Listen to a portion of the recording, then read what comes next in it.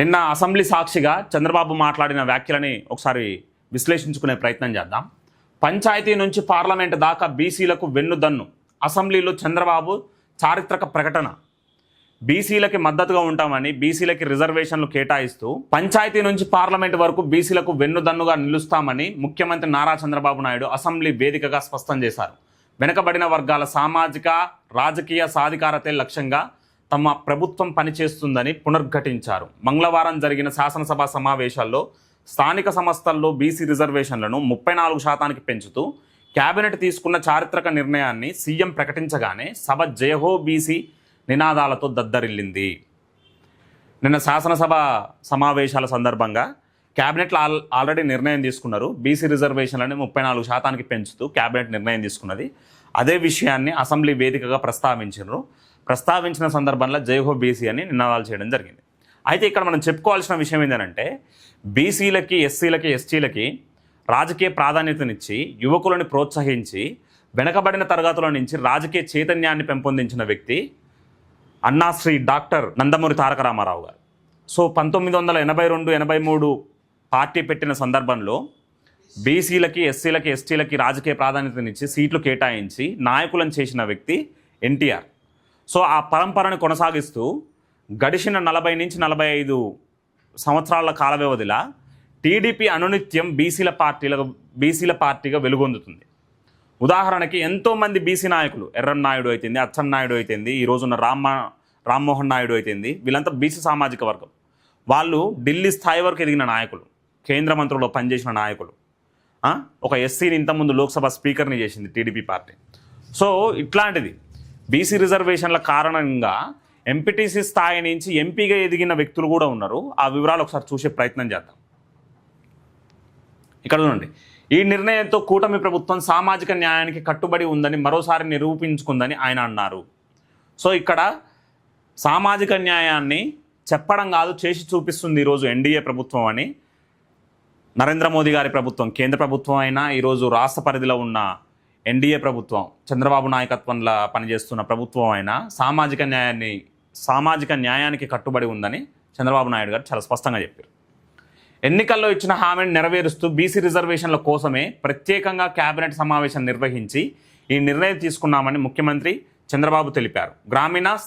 గ్రామీణ స్థానిక సంస్థల్లో 34%, పట్టణ స్థానిక సంస్థల్లో 33.33% రిజర్వేషన్లను బీసీలకు వర్తింపజేయనున్నట్లు ప్రకటించారు. ఇక్కడ ఏంది, పంచాయతీ స్థాయిలలో 34%, సర్పంచ్లకి, ఎంపీటీసీలకి, జడ్పీటీసీలకి, జడ్పీ చైర్పర్సన్లకి 34% రిజర్వేషన్లు. అలాగే పట్టణ స్థానిక సంస్థలలో 33.33%, అది కూడా ఆల్మోస్ట్ 34%. సో ఇక్కడ ఈ నిర్ణయం కారణంగా బీసీలలో రాజకీయ చైతన్యం వచ్చి, రాజకీయ నాయకత్వం వచ్చి బీసీలు ఉన్నత స్థాయికి ఎదుగుతారని మనకి ఇక్కడ స్పష్టంగా అర్థమవుతుంది. ఉమ్మడి రాష్ట్రంలో తాను ముఖ్యమంత్రిగా ఉన్నప్పుడు తీసుకొచ్చిన పంచాయతీరాజ్ చట్టం స్ఫూర్తితో నిబంధనలకు లోబడే ఈ పెంపును అమలు చేస్తున్నామని వివరించారు. 1993లో 73వ రాజ్యాంగ సవరణ చట్టం, 74వ రాజ్యాంగ సవరణ చట్టం చేయడం జరిగింది. తదనంతరం 1995 సెప్టెంబర్ 1వ తారీఖు నాడు ముఖ్యమంత్రిగా బాధ్యతలు చేపట్టిన చంద్రబాబు నాయుడు గారు 1995లోనే ఈ బీసీల కోసం రిజర్వేషన్లు కేటాయించాలి లోకల్ బాడీస్లో అని నిర్ణయం తీసుకొని 1995, 2001లో కూడా ఆ చట్టంలో సవరణలు తీసుకురావడం, ఆ రిజర్వేషన్లు కేటాయించడం, ఎన్నికల బీసీలకి ఎక్కువ ప్రాధాన్యత ఇవ్వడం మనందరికీ తెలిసిన విషయం, అది చరిత్ర చెప్తున్న విషయం. అయితే ఈ 25 సంవత్సరాల తర్వాత మళ్ళీ బీసీలకు ఎక్కువ ప్రాధాన్యత ఇవ్వాలని ఈరోజు చంద్రబాబు ప్రభుత్వం నిర్ణయం తీసుకొని అదే స్థాయిలో 34% రిజర్వేషన్లు కేటాయిస్తుంది. ఇక్కడ చూడండి, టీడీపీ ప్రభుత్వ హయాంలో 34% రిజర్వేషన్లతోనే స్థానిక సంస్థల ఎన్నికలు నిర్వహించిన విషయాన్ని ఆయన సభకు గుర్తు చేశారు. అప్పుడు అదొక చరిత్ర. అంటే ఏదైతే లోకల్ బాడీస్కి సంబంధించిన ఎలక్షన్స్ రాజ్యాంగ సవరణ చట్టం 1993 ద్వారా ఏర్పడ్డాయో అప్పట్లో 34% లోకల్ బాడీస్లో కేటాయించారనంటే అదొక చరిత్ర. కాబట్టి దాన్ని ఏకగ్రీవంగా ఏదైతే ఈ చట్టం ఉందో 34% రిజర్వేషన్ల చట్టం ఉందో దాన్ని ఏకగ్రీవంగా ఆమోదించాలని నిన్న చంద్రబాబు కోరడం కూడా జరిగింది. అయితే దీనికి తప్పకుండా కొంతమంది అపోజిషన్ లీడర్లు ఎవరైతే జగన్మోహన్ రెడ్డి, ఈ లెవెన్ రెడ్డి ఎవరైతే ఉన్నారో వాళ్ళు కోర్టుకు పోవడం మాత్రం పక్కా. సో దాన్ని దృష్టిలో పెట్టుకుని చంద్రబాబు ఏమంటున్నాడంటే బీసీలకి సామాజిక న్యాయం చేస్తాం, రాజకీయ నాయకత్వాన్ని పెంచుతామని అంటే కాలడ్డం పెడితే మాత్రం వాళ్ళు నిజంగా చరిత్రహీనులుగా మిగిలిపోతారని చాలా స్పష్టంగా నేను అసెంబ్లీ సాక్షిగా చెప్పారు. సో ఇప్పుడు కూడా ఈ లెవెన్ రెడ్డి కోర్టుకు పోయి కాలడ్డం పెడితే మాత్రం బీసీలకు అన్యాయం చేసినట్టే. ఇక్కడ ఈరోజు రేవంత్ రెడ్డి సర్కార్ తెచ్చినట్టు 40% రిజర్వేషన్ల 10% మైనారిటీలకు కేటాయించి 30% బీసీలకు అని చెప్పలే. పూర్తిగా 34% బీసీల రిజర్వేషనే. మత ప్రాతిపదికన రిజర్వేషన్లు ఉండకూడదని బలంగా నమ్మే వ్యక్తి చంద్రబాబు నాయుడు. ఈరోజు సామాజిక న్యాయానికి కట్టుబడి రిజర్వేషన్లు తెచ్చిండు. దీనికి కాలడ్డం పెడితే మాత్రం లెవెన్ రెడ్డి చరిత్రహీనుడుగా మిగిలిపోవడం మాత్రం తథ్యం. స్థానిక సంస్థల్లో బీసీలకు రిజర్వేషన్లు కల్పించిన ఘనత తెలుగుదేశం పార్టీదేనని చంద్రబాబు పునర్ఘటించారు. 1984లో ఎన్టీఆర్ బీసీలకు 20% రిజర్వేషన్లను కల్పిస్తే 1984లో 20% రిజర్వేషన్లు కేటాయించారు అన్న ఎన్టీఆర్ గారు. ఆ తర్వాత 73-74 రాజ్యాంగ సవరణ స్ఫూర్తితో ముఖ్యమంత్రిగా ఉన్నప్పుడు చంద్రబాబు యాక్ట్ ఆఫ్ 5 కింద దాన్ని 34%కి పెంచారు. సో ఈ నిర్ణయం, ఈ బలమైన నిర్ణయం ఎవరు తీసుకోలే దేశ చరిత్రలో. తమ పార్టీ సామాజిక న్యాయానికి కట్టుబడి పనిచేయడం వల్లే ఎర్రం నాయుడు, కేఈ కృష్ణమూర్తి, యనమల రామకృష్ణుడు, దేవేంద్ర గౌడ్, అయ్యన్న పాత్రుడు వంటి లెజెండరీ నాయకులు బీసీ వర్గాల నుంచి ఎదిగారని అన్నారు. క్షేత్రస్థాయిలో పార్టీ ప్రోత్సాహం అందిస్తే ఎంపీటీసీ స్థాయి నుంచి కూడా ఎంపీగా ఎదగొచ్చని కర్నూలు జిల్లాకు చెందిన బత్తిపాటి నాగరాజును ఎంపీగా గెలిపించడమే ఇందుకు నిదర్శనమని పేర్కొన్నారు. ఒక సామాన్య కార్యకర్తని ఈరోజు ఎంపీగా గెలిపించిన ఘనత కూడా చంద్రబాబు టీడీపీ పార్టీదే అని మనకి ఇక్కడ స్పష్టంగా అర్థమవుతుంది. అంటే బీసీలకి రాజకీయ ప్రాధాన్యత ఇస్తే వాళ్ళు ఎంత రాజకీయాలు చేయగలరో, ప్రజలకు ఎంత సేవ చేయగలరో మనకి ఇక్కడ ఉదాహరణలతో సహా చెప్పింది చంద్రబాబు నిన్న అసెంబ్లీలో. బీసీ రిజర్వేషన్లతో పాటు మరికొన్ని కీలక నిర్ణయాలను కూడా సీఎం ప్రకటించారు. సుస్థిర పాలన కోసం పట్టణ స్థానిక సంస్థల్లో మేయర్లు, మున్సిపాలిటీ చైర్మన్ల ఎన్నికను మళ్ళీ ప్రత్యక్ష పద్ధతిలో నిర్వహిస్తామని వెల్లడించారు. ఇక్కడ ఏందనంటే రాజకీయ లాబీలు చేయడానికి ఇక వీలుండదు. ఎవరు సమర్థులైతే వాళ్ళే మేయర్లుగా, మున్సిపాలిటీ చైర్మన్లుగా ఎన్నికవుతారు. ఎందుకనంటే ఇప్పుడు వార్డు మెంబర్లు గెలిచిరనుకో ఎమ్మెల్యేకి అనుకూలమైన వ్యక్తిని నామినేట్ చేసే ప్రయత్నం ఉంటుంది. అంటే ఏంటంటే అది ఎన్నికలు ఎక్కువ ఉండదు, నామినేషన్ పద్ధతిగా ఉంటుంది. సో ఇట్లా ప్రత్యక్ష ఎన్నికల ద్వారా మేయర్లు, చైర్పర్సన్లు ఎన్నికైతే ఏమవుతుందనంటే గవర్నెన్స్ మీద పూర్తి అధికారాలు ఉంటాయి, అకౌంటబిలిటీ ఉంటుంది. ప్రజలు ప్రత్యక్షంగా ఎన్నుకుంటారు కాబట్టి ప్రజలు ప్రశ్నించినా కూడా దానికి సమాధానం చెప్పే వీలుంటుంది.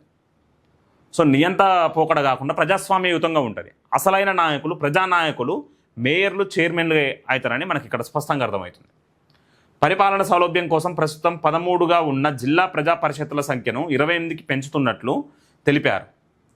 సో ఈ జిల్లా పరిషత్తులు ఏవైతే ఉన్నాయో 13 ఉంటే దాన్ని 28 చేస్తారు. సో దానివల్ల ఏమవుతుంది, డీసెంట్రలైజేషన్ కావడం కారణంగా అభివృద్ధి కార్యక్రమాలు వేగవంతం అవుతాయి, అకౌంటబిలిటీ పెరుగుతుంది, డెవలప్మెంట్ అనేది డీసెంట్రలైజ్ అవుతుంది. ఆయా ప్రాంతాలలో ఉన్న వనరులను దృష్టిలో పెట్టుకొని అక్కడ నిర్ణయాలు తీసుకునే అధికారం ఆ జిల్లా పరిషత్ చైర్మన్లకు ఉంటుంది. కాబట్టి ఇక్కడ డీసెంట్రలైజ్ అవుతుంటుంది, గవర్నెన్స్ తేలికవుతుంది, అకౌంటబిలిటీ పెరుగుతుంది, రాష్ట్రం అభివృద్ధి అవుతుందని ఇక్కడ చాలా స్పష్టంగా అర్థమవుతుంది. 16వ ఆర్థిక సంఘం నుంచి రావాల్సిన 2300 కోట్ల గ్రామీణ, 1563 కోట్ల పట్టణ గ్రాంట్లు పొందాలంటే స్థానిక ఎన్నికలు నిర్వహించడం అత్యవసరమని స్పష్టం చేశారు. సుమారు 3800 కోట్లు ఏమున్నాయి, 3800 కోట్లు, దానితో పాటు ఒక 10,000 కోట్లు ఈ గ్రామీణ ప్రాంతాలకు రావాల్సిన నిధులు ఉన్నాయి. అంటే సుమారు మొత్తం నిన్న అచ్చెన్నాయుడు చెప్పిన లెక్కల ప్రకారం 16,000 కోట్లేమో ఈ 16th ఫినాన్స్ కమిషన్ ద్వారా వస్తాయి. ఈ ఎన్నికలు నిర్వహిస్తే అక్టోబర్ కల్లా ఎన్నికలు నిర్వహిస్తే ఆ 16,000 కోట్ల లబ్ధిని రాష్ట్ర ప్రభుత్వం పొందనుంది. అవి గ్రామాలలో రోడ్లు, మిగిలిన వసతులు, మౌలిక వసతులు కల్పించడానికి ఆ నిధులు ఉపయోగపడతాయని నిన్న అచ్చెన్నాయుడు గారు చెప్పారు. ఆంధ్రప్రదేశ్ ఆర్థిక వ్యవస్థకు, గ్రామీణ వృత్తులకు బీసీలు వెన్నుముక అని సీఎం కొనియాడారు. వారి నైపుణ్యానికి సాంకేతికను జోడించి ప్రపంచానికి పరిచయం చేస్తామన్నారు.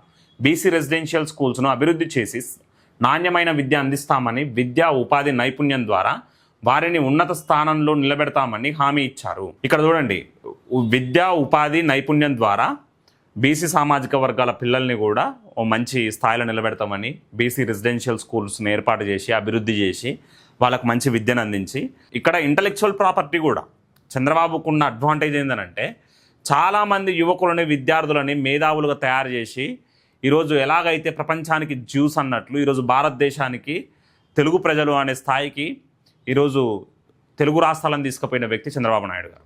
సో దానికి సహాయ సహకారాలు వాజ్పేయి గారు అప్పుడున్న ఎన్డీఏ ప్రభుత్వం అందించింది. అదంతా మనకు తెలిసిన విషయమే. బీసీలు అంటే వెనుకబడిన వర్గాలు కాదని, అవకాశం రాక వెనుకబడిన వారని, వారికి అవకాశాలు కల్పించడమే తమ ప్రభుత్వ లక్ష్యమని చంద్రబాబు స్పష్టం చేశారు. ఈ చారిత్రక ప్రకటన అనంతరం బీసీ వర్గాలకు చెందిన మంత్రులు, ఎమ్మెల్యేలు సీఎం వద్దకు వెళ్ళి కృతజ్ఞతలు తెలిపారు. ఇది నిన్న అసెంబ్లీ వేదికగా జరిగిన ఒక చారిత్రక ఘట్టం.